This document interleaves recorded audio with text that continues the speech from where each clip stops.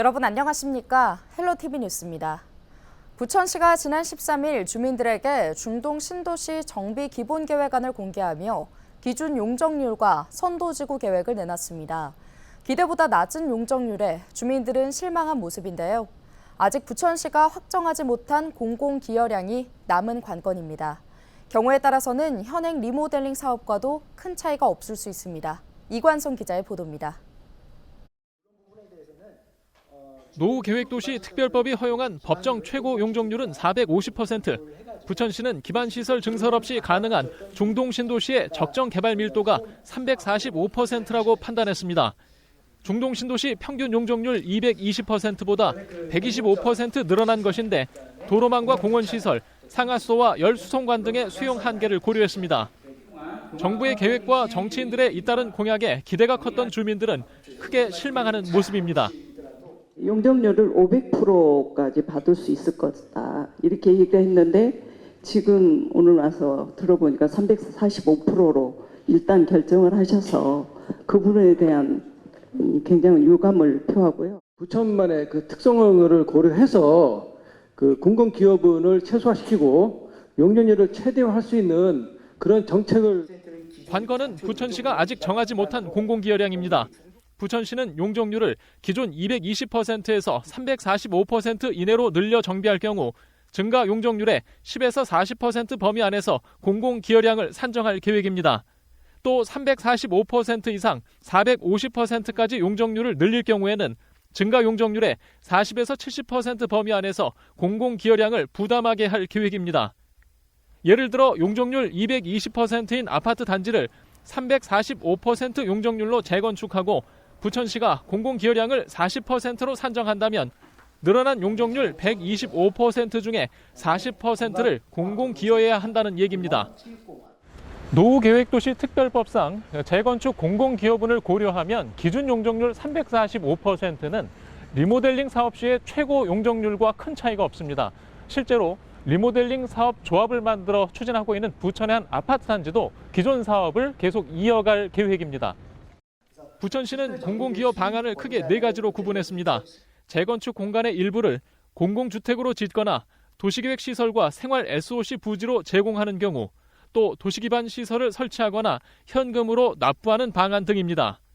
단지별 입지와 도시계획, 주민 의견을 반영하는 과정에서 공공기여 방안은 다양하게 나타날 것으로 보입니다. 공공기여량과 함께 주민들이 궁금해한 것은 정비구역 지정 계획입니다. 해마다 몇 개 단지를 모두 언제까지 정비할 것인지 구획하는 것인데 부천시는 중동신도시를 모두 18개 블록으로 나눴습니다. 블록별 1000여 세대에서 4000여 세대까지 인접 단지들 간 통합 정비가 가능하도록 묶었습니다. 지역에서 감당할 수 있는 임대주택의 여력 등을 감안해서 재건축 사업이 진행이 될 것이고요. 그렇다고 한다면 전체 신도시의 주택 물량을 몇 번으로 나눠서 재건축 사업을 진행할 수 있느냐, 여기에 따라서 전체 사업 수요 기간이 결정되게 됩니다. 부천시는 해마다 2개 블록씩 정비지구로 지정하면 9년에서 10년 안에 중동신도시 아파트 단지 모두 정비 절차를 밟을 수 있다는 계산입니다. 선도지구의 경우 이르면 2027년부터 착공이 가능합니다. 부천시는 9월 부천시의회 임시회 이전에 구체적인 공공기여량 산정 기준이 담긴 정비기본계획안을 마련할 계획입니다. 도시기반 시설을 늘려야 하는 부천시와 사업성 확보를 걱정하는 주민들 간 갈등이 불가피한 상황입니다. 헬로티비 뉴스 이관서입니다. 경기도 시군의회 의장협의회 제171차 정례회의가 지난 14일 김포시의회 주관으로 열렸습니다. 이번 정례회의에서는 지방의회법 제정 촉구 건의문 채택의 건과 지방의정 봉사상 표창 대상자 선정의 건, 제170차 정례회의 회의록 승인의 건 등 4개의 안건이 원안 가결됐습니다. 특히 협의회는 지방의회의 조직권과 예산 편성권 등을 보장하기 위해 지방의회법이 조속히 제정돼야 한다는 데 뜻을 모았습니다. 한편 김병수 김포시장은 이날 정례회의에 참석해 김포의 서울 통합 추진을 지원해달라고 요청했습니다.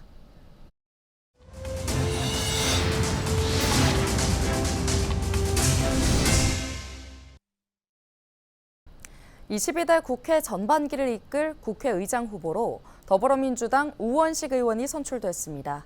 이번 경선 사실상 본선이나 마찬가지인 셈인데요. 이세진 기자가 결과를 정리했습니다. 더불어민주당 우원식 의원이 22대 첫 국회의장직을 눈앞에 뒀습니다. 16일 열린 민주당 당선인 총회에서 국회의장 후보로 결정된 겁니다. 오선 의원은 전체 169표 가운데 과반의 선택을 얻어 또 다른 후보였던 육선 추미애 당선인을 누르고 선출됐습니다.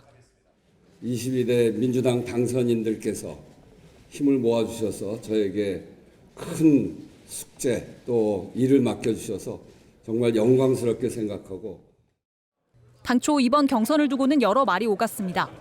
이딴 후보들의 사퇴 이후 당 기류가 추미애 당선인 쪽으로 돌아섰다는 예측도 나왔지만 결과는 달랐습니다. 선수는 관례일 뿐이라며 후보직을 끝까지 수행한 우 의원은 의장직에 한 발 올라선 소감에서 민심의 뜻을 강조했습니다. 특히 이 자리에서 중립이 몰가치가 돼선 안 된다. 국회의장은 단순한 사회자가 아니어야 한다는 말로 자신의 역할을 재정의하기도 했습니다. 민심의 뜻을 따라서 국회가 할 일을 해야 된다 이렇게 생각합니다. 민주당 출신의 국회의장이 또 부의장과 함께 끌어가는 국회는 반드시 나라를 나라답게 하고 국민을 살기 좋게 하는 그런 국회가 될 것입니다.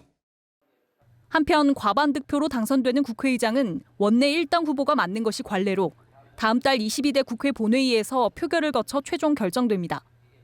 이날 민주당 국회 부의장 후보는 22대 국회에서 4선이 되는 이하경 의원이 선출됐습니다.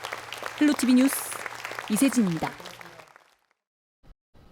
부천과 인천 부평 일대에서 신용카드 단말기에 허위 정보를 입력하는 방법으로 업주들을 속여 주점과 식당에서 돈을 내지 않은 남성이 경찰에 붙잡혔습니다. 부천 원미경찰서는 16일 상습 사기 혐의로 40대 남성 A씨를 구속했습니다. A씨는 지난달 26일부터 지난 8일까지 부천과 인천 부평구 일대를 돌며 주점과 식당 26곳에서 모두 41차례에 걸쳐 술을 마시거나 식사를 한 뒤 비용 800만 원을 내지 않은 혐의를 받고 있습니다. 당시 A씨는 실물 카드 없이도 업소 단말기에 카드 정보를 입력하면 비용을 지불할 수 있는 이른바 키인 결제 방식을 악용해 범행한 것으로 드러났습니다. 이번 사건의 피해자는 주로 60대에서 70대로 카드 단말기 작동법이 미숙한 영세 자영업자가 대부분이었고 피해 업주 대부분은 경찰이 수사에 나서기 전까지 피해 사실 자체를 인지하지 못했던 것으로 파악됐습니다.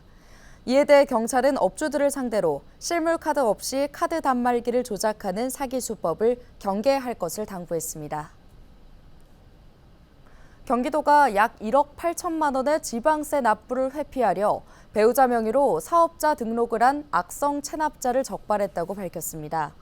도는 지난 2월부터 4월까지 지방세 1억 원 이상 체납자 1,274명을 대상으로 조사를 진행했는데요. 이번에 적발된 A씨는 체납으로 강제 집행이 예상되자 본인이 운영하던 사업자를 폐업하고 배우자와 특수 관계인 명의로 사업자를 등록한 것으로 밝혀졌습니다. 도는 A씨에게 벌금 상당액 2천만 원을 통고 처분했는데요. 벌금을 기간 내 납부하지 않으면 관할 검찰에 고발할 예정이며 체납액도 해당 지자체와 협력해 징수할 예정입니다. 경기도가 고금리와 고물가로 어려움을 겪는 도민들을 위해 지역 상권 할인 등을 담은 경기 살리고 사업을 진행합니다. 이번 행사는 민생회복 레츠고 프로젝트의 첫 번째 사업인데요. 우선 17일부터 전통시장과 골목상권 등 지역 상권 155곳에서 지역 축제와 연계해 다양한 즐길 거리를 제공하는 한편 페이백과 경품 이벤트 등 판매 촉진 프로그램을 운영합니다. 오는 6월 6일부터 16일까지 하나로마트와 농협유통센터, 로컬 푸드 직매장 등에서는 최대 30%의 농축수산물 할인 행사를 실시하는데요. 지역 화폐는 오는 8월 말까지 할인율을 기존 6%에서 7%로 높입니다. 이번 프로젝트를 통해 지역 상권 방문 고객 수와 매출액이 각각 30% 이상 증가할 것으로 기대하고 있습니다. 특히 침체된 경기를 활성화할 수 있는 모멘텀을 만들고 7, 8월 휴가철과 9월 추석까지 경기 활력의 분위기를 이어나가도록 하겠습니다. 인천시가 아동학대 예방을 위한 교육 전담 운영 체계를 구축하고 예방교육을 강화합니다. 이에 따라 인천시는 올해부터 인천시 아동보호 전문기관에서 신고 의무자와 일반 시민 대상 등을 대상으로도 교육하고 정기 모니터링을 실시하기로 했는데요. 또 아동보호 전문기관 한 곳을 확충해 6곳으로 확대하고 예방교육 강사를 82명에서 100명까지 확충하는 한편 학대 예방과 대응을 위한 기반 시설을 추가할 예정입니다. 인천시가 지난 14일 어린이 재난 대응 체험 캠프를 열었습니다.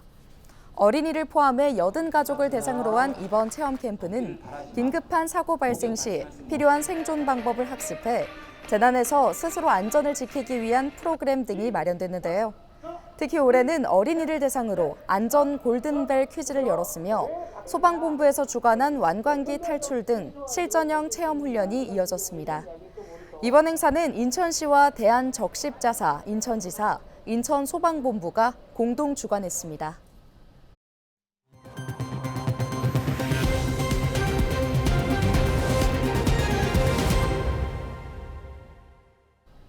지난 15일 강풍주의보가 내려졌던 인천에서 피해 신고 16건이 접수됐습니다.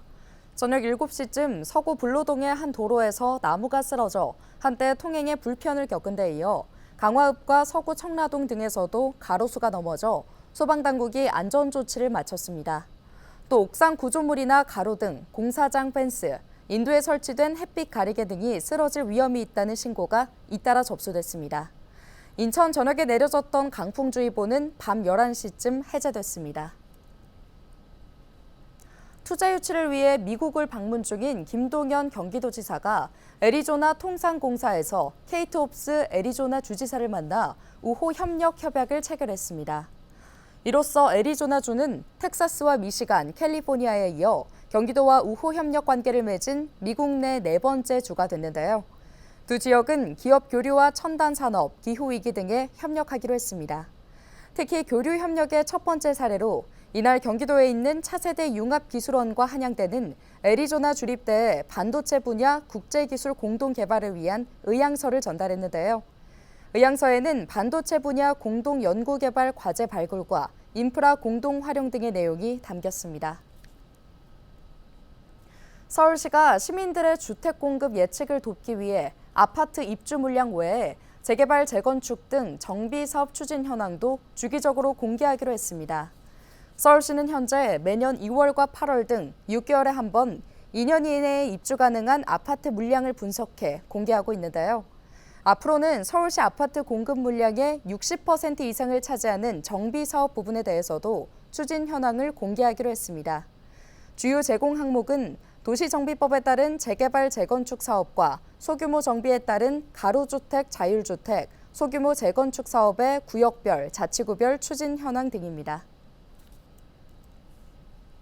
경기도는 16일 지난해 21곳에 주차 환경 개선 사업을 한 결과 불법 주정차 단속 건수가 17% 감소한 것으로 나타났다고 밝혔습니다.